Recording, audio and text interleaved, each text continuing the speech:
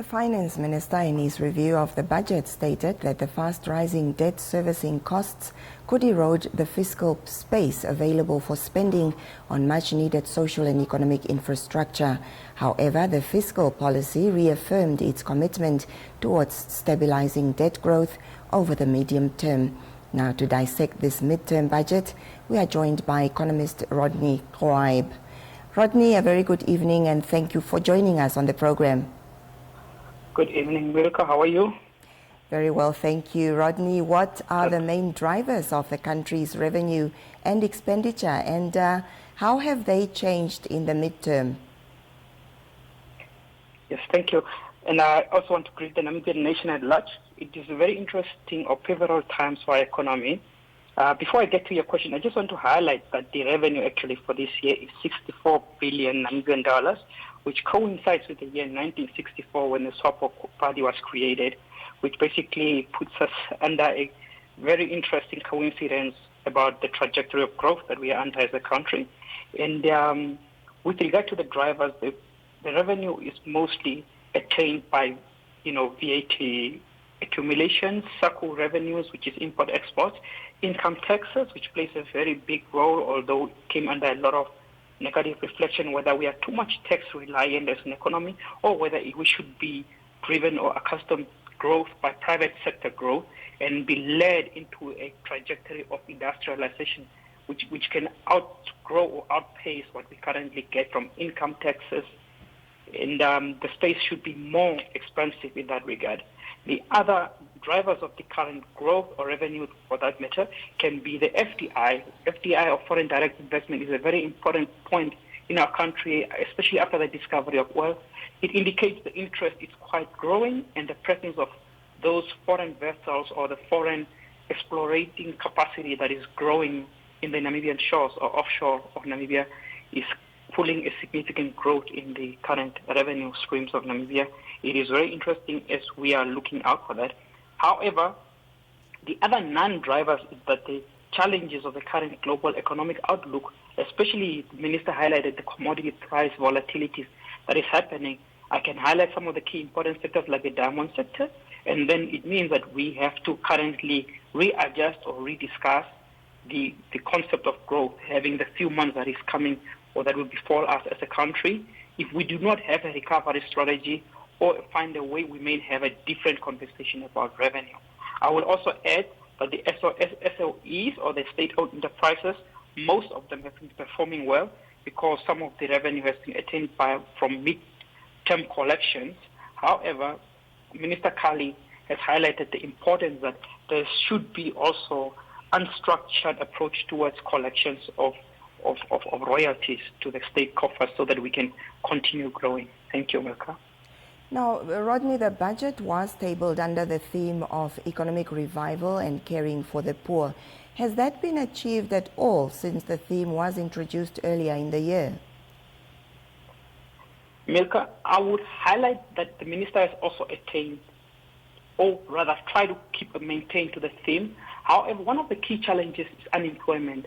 What is happening within the current inflation super cycle that we're experiencing in a country is that there seems to be an inertia in growth of the private sector as opposed to overall growth of the economy. We need to reflect on what can be the layoffs among the growth in the government and the overall GDP as opposed to how the performance of the private sector is. With that, I mean that if we have to look at the inclusive parameters, the inclusive policies, and also on the overall expenditure budget of the government, do they really address to the focus of small and medium enterprises, or do they focus only on keeping a welfare state within the government organization? I have seen a small reflection about state-owned enterprises that are not performing very well. Currently, we are looking at bailing out Midco at 604 million.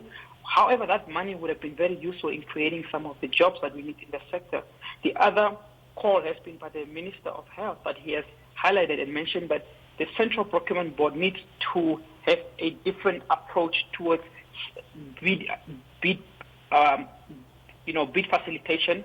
This can be a key driver of industrialization in the country. His cry has basically been that of we need to acquire more medicines, but my wish in that regard would be, how can those medicines be produced in Namibia or be facilitated through a value chain in Namibia so that we can retain the jobs? And with that, I would say that we need to tackle the more pro-poor and the supporting measures to attain growth or stability in the economy. Well, Rodney, I don't want to take you back, and you might have, touched a little bit, but how does the midterm budget address the current state of the economy? It addresses it in a way that government expansion, especially with the 4% of deficit, does really show that there is an improvement in the deficits. We really had a huge expectation about how it may turn out. The expenditure is good. It does help facilitate business and growth. Currently, I may point out that there is a dichotomy in the expectations about that. Government growth should not exceed or overtake private sector growth. High unemployment should really be addressed. It is something that we need to address or look at the whole expenditure budget as the MTEF. We may have the MTEF strategy a few years ago, and the minister also called for public and social intervention. We really want to see at this juncture and level how civil society has influenced the decisions that are made for budget on their needs. And the only people who can answer and evaluate on the performance of the budget should be the civil sector. Before the minister has read the budget, what has been the contribution and the views of the civil sector based on how it addresses the current economic needs? If that could have been collected in a nutshell, so whether it's from a layman's perspective, whether it's from empirical research, not just grappling around the global performance. However, global performance currently is at a very challenging trajectory. But the new sectors that are added on in Namibia, the novel sectors of growth, how do these reflect on growth for the average person on the street? And with that, we need to find a way how to synergize these two different fora of spheres of the economy. And then we need to bring these two together. In my view, the significance is quite very low, that the average person does not know what is the future growth policy about Namibia, what is the next 5 years, what is the next 10 years. And I believe that the umbrella must be spread a little bit wider so that people can become included. So what are the main trade-offs and policy choices that need to be considered in formulating a midterm budget? Some of the aspects is the incentives that businesses get to survive and to push industrialization. Why are we in an inflation super cycle in Namibia, for starters? Is that because we did not address the basics such as production cost, we do not address the basics in infrastructure cost, and I want to promote this view among the Namibian business society as well as the government regulators that we need to find a way to reduce production costs as an economy. Price controls are playing a big role in the current inflation cycle that we are experiencing. The trade-off is that you can formulate a good policy, you can have a thriving fiscal outlook, we can have a thriving or responsive monetary policy, but what about, as I mentioned, commercial banks are doing very well. We have noticed and we have seen that their revenues or their annual returns or their annual profits have been skyrocketing. But can you say the same thing about the car sector? Can we say the same thing about the sectors that are heavily reliant on policy directives from the fiscal service, like the postal plant in Wolfish Bay? Can we say the same about if government has to rescue the commodities, because commodities are going to feel a very strong impact? Is there a bailout? Is there a way that can usher in or support anything that may reflect as a risk in the global market or economic outlook? And I think that we need to develop ways how we can create safety nets for commodity sector, especially. Copper sector is struggling to have output. It's struggling to zinc sector is struggling to have output. It's struggling to make exports. All these are sectors that need custom approach towards the policies that fit them.